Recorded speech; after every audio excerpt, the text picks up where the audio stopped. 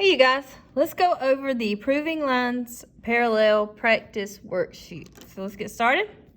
It says use the figure below to determine whether the information given proves that L is parallel to M. If yes, then you have to state why. So let's look at the first one. It says angle 1 is congruent to angle 4, and those are vertical angles, so we're not even touching this angle at all, so that would be a big fat no. All right, let's look at number 2. It says the measure of angle 5 plus the measure of angle 3 equals 180. So when you look at these lines, these would be consecutive interior angles, and if they equal 180, they're supplementary. So that would be yes, and we could use the converse of the consecutive interior angles, no room theorem. All right. Let's look at the next one. It says 2 is congruent to 7. So here's angle 2. Here's angle 7. With these lines, what type of angles would those be? Those are alternate exterior angles. So if they're congruent, then yes, those lines would be parallel. So yes. And we could use the converse of the alternate exterior angles theorem. Okay, let's look at the next one. Angle 1 is congruent to angle 5. So here's angle 1, here's angle 5. In relation to these two lines, what type of angles would those be? Those would be corresponding angles. So if corresponding angles are congruent, yes, the lines are parallel. So that would be yes. That would be the converse of the corresponding angles postulate. All right, let's look at number 5. It says the measure of angle 3 plus the measure of angle 6 equals 90 degrees. So the measure of angle 3 plus the measure of angle 6 equals 90 degrees. No, I mean, like, what? That they're complementary, so that's good, but so are 60 and 30 or 20 and 70. It doesn't mean they have to be the same, so that would be no. All right, let's look at number 6. It says angle 1 is congruent to angle 6. So here's angle 1, here's angle 6. Angle 1 is actually congruent to angle 4, so if 4 and 6 were supplementary, yes, but 1 being congruent to 6, not so much, so no. All right, let's look at number 7. I forgot what color I'm on. All right, the measure of angle 7, which is right here, plus the measure of angle 8 equals 180. Again, we're not even touching anything up here with this other line. They equal 180 because they're a linear pair. It doesn't prove that the lines are parallel. So that'd be a big fat no. And then for the next one, it says that the measure of angle 4 plus the measure of angle 6 equals 180. So what's the relationship with these angles? These are called what? Consecutive interior. So if they're supplementary, then the lines are parallel. So that would be yes. And it's the converse of the consecutive, I'm sorry, y'all. Interior angles theorem. C-O-N-V and C-O-N-S. I figure I need some extra letters. Let me add an E-C in there. Sorry about that. All right, because they are interior on the same side, they're same side interior angles, also known as consecutive interior angles, and if they're supplementary, then the lines are parallel. All right, let's look at the next part. It says use the figure above to determine each value of X that proves L parallel to M. So first we got 2 and 7. 2 and 7 would be alternate exterior angles, so they would need to be congruent, so we'll set them equal. So we'll say 10x equals 11x minus 6, and then we would subtract 11x. So we'll get negative 1x equals negative 6, divided by negative 1, and we get x equals 6. So the answer would be 6. All right, let's look at the next one. We got 6 and 2, so I'll come up here. 6 and 2 are what type of angles? They're both on top to the right, top to the right. So they would be corresponding angles, and corresponding angles would have to be congruent. So we would say 12x plus 7 equals 13x plus 2. So we'll subtract 12x. And we get 7 equals x plus 2. And then we will subtract that 2. And we get x equals 5. And that's it. For the next one, we're looking at angle 4 and angle 5. So I'll come up here. 4 and 5 would be alternate interior angles, so we would want those to be equal. So we would say that 15x equals 14x plus 8. Subtract 14x, and we get x equals 8.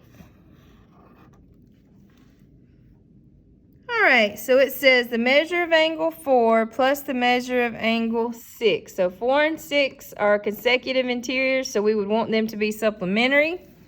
So we would take that 20x plus 20, and we would set it equal to 180. And then we subtract 20. 20x equals 160. If it's beside, you divide. And we get x equals 8. Sweet. All right. That's the front. If you need extra time, pause. Let's flip a Rooney. It says, which of the following relationships will not prove that two lines are parallel? So we've got alternate interior angles are congruent, vertical angles are congruent, consecutive interior angles are supplementary. So it's like, what have we picked up since we started parallel lines? This, and this. So which one won't work? This one. Again, to have vertical angles, you don't even have to, these vertical angles don't even involve this other line. So how can I possibly prove that they're parallel? All right, let's look at number 14. It says, what angles must be supplementary to prove that P is parallel to Q? So the angles that are supplementary are the consecutive interior angles, or the same side interior angles. So here is a pair of same side interior angles, and here is a pair of same side interior angles. So we're looking for 4 and 6 and 3 and 5. So they don't have 3 and 5 listed, so it would be 4 and 6. Okay, let's look at number 15. It says, what additional information would be needed to prove that line L is parallel to line O? So we know that this is 111.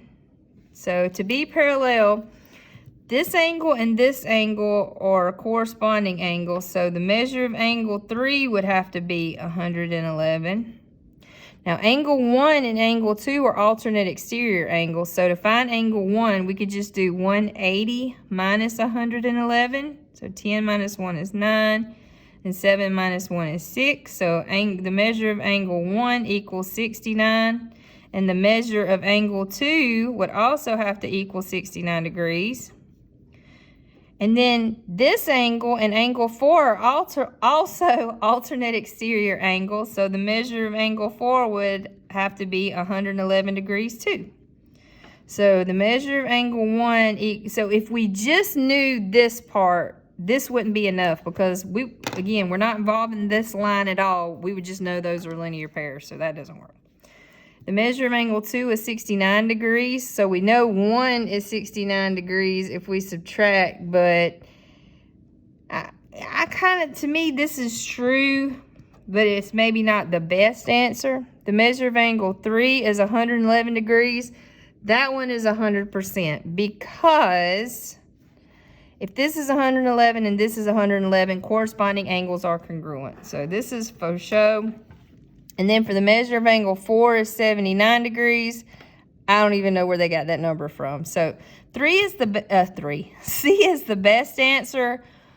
But if this is 69 by subtraction, we know it's a linear pair. And this is 69 because we also did our math. I mean, this is sort of kind of true. It's just not the best answer, okay? All right, let's look at number 16. It says, which of the statements below would not prove that M is parallel to N? So 1 is congruent to 5. That would prove because those are what kind of angles? Alternate exterior angles. So we'd use the converse of that theorem. 3 plus 2 equals 180. That would prove because we could use the converse of the consecutive interior angles theorem. 8 is congruent to 6. That would also prove they're parallel because those are corresponding, so we could use the converse of the corresponding angles postulate. 3 and 4, again, look, here they are. We're not even touching this line. So, so this one does not, because the question said not, and that don't, so we're good. Alrighty, let's look at number 17. It says, what angles must be supplementary to prove that R is parallel to S? So, oh my goodness, I could barely read these. So, R and S. So, we're looking for consecutive interior angles. So, we could have these, or these, or these, or these. So let's see what they got. 8 and 9. What angles must be supplementary to prove R is parallel to S? I'm going to say yes with the 8 and 9.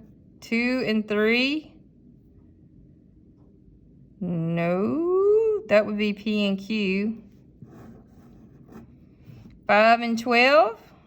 That would be a great big fat yes. 10 and 15.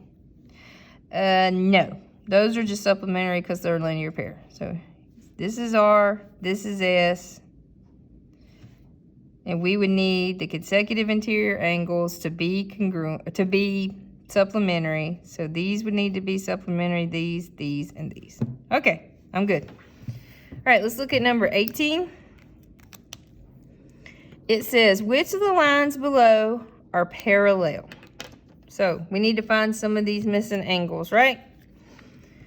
So if this is 99, then this angle would be 81 degrees. If this is 91, then this angle would be 89 degrees, right? I'm just doing 180. So 180 minus 99 is 81. 180 minus 91 is 89. Here, 180 minus 81 is 99. And in theory, we got enough here to do what we need to do. So these are corresponding angles. If you look at these two lines and they're congruent, or you could say these consecutive interior angles are supplementary.